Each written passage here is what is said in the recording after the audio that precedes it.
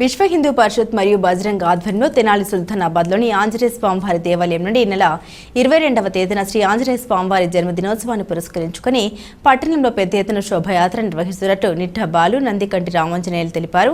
రజక చెరువు సెంటర్లో మీడియాతో మాట్లాడిన వారు పెద్ద సంఖ్యలో యువత శ్రీ హనుమాన్ భక్తులు పాల్గొనాలని కోరారు. ఈ నెల 22వ తేదీన శ్రీ హనుమత్ జయంతిని పురస్కరించుకుని స్థానిక సుల్తానాబాద్లోని వేంచేస్తున్న శ్రీ ఆంజనేయ స్వామివారి దేవాలయంలో శ్రీ ఆంజనేయ స్వామివారి జన్మదినోత్సవ వేడుకలను విశ్వ హిందూ పరిషత్ మరియు బజరంగ్ ఆధ్వర్యంలో వైభవంగా నిర్వహిస్తున్నట్లు నిర్వాహకులు తెలిపారు. ఈ సందర్భంగా పెద్ద ఎత్తున శోభయాత్ర నిర్వహించుకోవడం జరుగుతుందని వారు తెలిపారు. ఈ వీడియో సమావేశంలో నిట్టా బాలు నందికంటి రామాంజనేయులు, జిల్లా మహిళా సంయోజక కారంపూడి రమాదేవి, సీతారామ కళ్యాణ దేవస్థానం అధ్యక్షురాలు వీర్లపాటి విజయలక్ష్మి, హిందూ ధార్మిక యోజన సంఘం అధ్యక్షుడు డి.కె. మారుతి శంకర్లు పాల్గొన్నారు. ముందుగా తెనాలి పట్టణందరూ కూడా ఉదయపూర్వ నమస్కారాలు తెలియజేస్తా ఉన్నాము. హనుమాన్ శోభయాత్ర గత 3 సంవత్సరాలుగా హనుమాన్ జయంతి రోజు అత్యంత వైభవపేతంగా హనుమాన్ శోభయాత్ర జరుగుతూ ఉంది.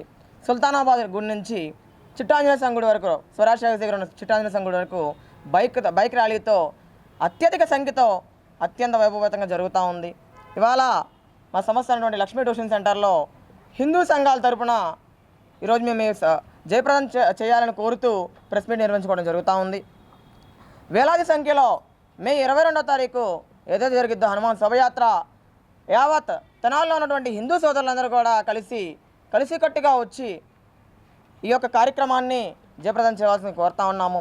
ఎవరైతే మహిళలు ఉన్నారో మహిళలను, వ్యాపారస్తులను, అదేవిధంగా హిందూ బంధువులందరినీ కూడా పేరున కూడా ఆహ్వానిస్తూ ప్రతి ఒక్కళ్ళు వచ్చి ఈ యొక్క కార్యక్రమాన్ని అత్యధిక సంఖ్యలో పాల్గొని గత 3 సంవత్సరాలకి తలదన్నే విధంగా వచ్చి పాల్గొని జయప్రదం చేయవలసిందిగా హిందూ సంఘాలన్నిటి తరపున, అదేవిధంగా మరి ముఖ్యంగా విశ్వ హిందూ పరిషత్, బజరంగ దళ్, హిందూ చైతన్య వేదిక సమస్యల నుంచి రోజు కోరతం జరుగుతూ ఉంది.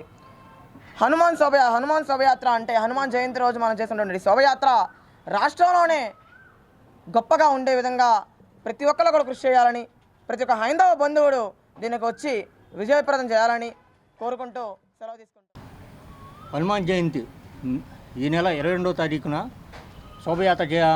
హనుమాన్ జయంతి శోభయాత్ర సందర్భంగా హిందూ బంధువులందరూ విచ్చేసి దీన్ని విజయవంతం చేయాలని మనస్ఫూర్తిగా కోరుకుంటున్నాను.